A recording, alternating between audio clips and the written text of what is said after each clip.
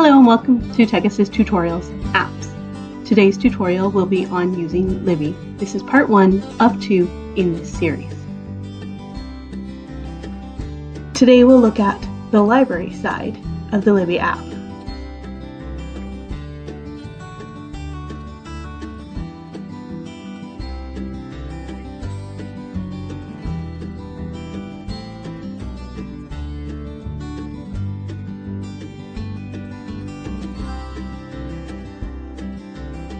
This is the home page of the Libby app. You'll see that there's Preferences in the upper left corner and Explore in the upper right side. If you scroll down the page, you will see a bunch of other options as well. When you scroll all the way to the bottom of the page, you will see 2 words separated by the Libby icon: Library on the left and Shelf on the right. Whichever one is red is the side of the app that you're currently in. As you will see, Library is currently red, and everything that we're going to discuss in this tutorial is on the library side of the app. In our second tutorial, we'll look at everything on the shelf side. We clicked on Explore, and now you'll see a variety of options. Right now, we're going to click on Subjects to see the various subjects that we can explore. In this case, we're going to click on Christian Fiction just to see what's available in this one of the smaller collections that we offer. You'll see a variety of things available. The item on the left is an ebook, the one on the right is an audiobook, which we can tell by the little headphones and the word audio at the bottom of the picture, the graphic. These 2 are both ebooks. One is on loan but does not have a hold already placed on it. The other is on loan, does have a hold placed on it, which we can tell by the words on your hold shelf in green at the top. It also shows that there's 12 weeks until it becomes available.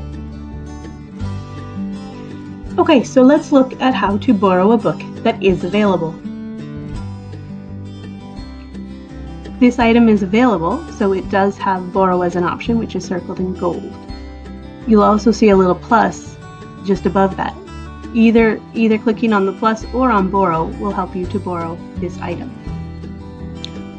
Once you click on it, you will get this screen, which tells you how long you are borrowing Redeeming Love for.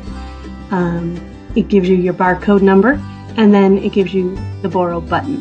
Before we click on borrow, we're going to have a quick look at that how long you are borrowing section. The default is 14 days when you first start. Once you change it, it will stay to whatever you changed it to. Click on the underlining and choose 7, 14, or 21 days. Once you've made your selection, scroll down and click on the word borrow. Once you have borrowed the book, you can open it, keep browsing, or go to your shelf. I've circled open a book, however, that part will be covered in the shelf side of the tutorial. If you click keep browsing, it will take you back to where you were. If you click go to shelf, it will take you to your shelf and show you what you have checked in. Now we'll look at how to place a hold. Going back to where we were in our browsing, you will now see the book on the right, the audiobook, has an option to place a hold. We're going to click that and place our hold. Just like when you click borrow, you'll see the title of the book, your library barcode number, in this case the option to place a hold instead of borrow, and then a calendar which shows you if you place a hold on this item, it will be ready in approximately X amount of time, in this case 2 weeks. It tells you that there's 1 copy currently in use and there are no people waiting. When you go back to your browsing page where we left off, you'll see a variety of different icons, symbols, and words, and we're going to have a quick look at each of those. As mentioned earlier, this little symbol is another option for borrowing the book. If you look down two spots from there to manage hold, that is something that we will discuss on the shelf side tutorial, as well as deliver later will also be on the shelf side. If you're looking at an item that is already on your hold shelf, it will tell you approximately how long it will be until you are able to receive the item. In this case, it will be roughly 12 weeks.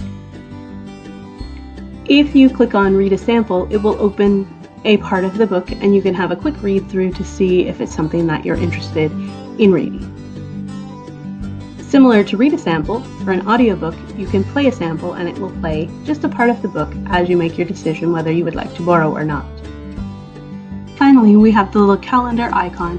When you click on it, it will give you an idea of how long it will be before you would be able to borrow an item if you placed it on hold. So from that browsing section, how do you get back to your home page? We're so glad you asked. Scroll to the top of your screen and click on the little backward arrow by the word Subjects.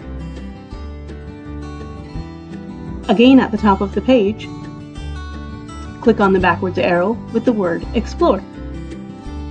And now we're going to do the same thing for Library, and again click the backwards arrow and you'll be back on your home page. Now we're going to look at how to refine your searches. You will see that you have Preferences on the left and Refine on the right. We're going to click on Refine. You can refine your format, language, audience, compatibility, availability, how you sort, and search within results. You can search everything or refine to look only at ebooks or only audiobooks. In this case, the particular book that we had open when we clicked Refine is only available in English. If other languages were available, they would be listed below. Choose your audience. Do you want to read only young adult type material, general content material? You select. Compatibility, if you want to make sure it's compatible with an outside device other than the Libby app on your computer or tablet, you can also choose Adobe Compatible e-reader. For availability, if you choose everything, you will see things that are available right now, things that you would have to place a hold on, as well as things that will be coming soon. You can limit this to just available now and only see what's currently available to check out immediately, or to just coming soon to see what's coming. You can choose how your searches appear. The default is to sort by popularity. You can choose anything from this list: relevance, release date, title, author, randomized, date added, low circulating, or popularity within the library. You can also refine your search by searching within your search results. Just type in any new criteria here and click search. Heading back to the home page, let's now look at your options for setting your preferences. In the upper left side is the option for preference. Click on the plus or the word preference. You can set your preferences for format, language, audience, compatibility, availability, and how you sort. Once you've made your selections, click Apply Preferences. For format, you can choose any, which will show both books and audiobooks, or you can select whichever one you want. If you only want books, select books. If you only want audio, select audiobooks. For language, you can choose any of the currently available options: English, French, German, Portuguese, Finnish, Spanish, or Dutch. As they become available, more languages are added to this feature.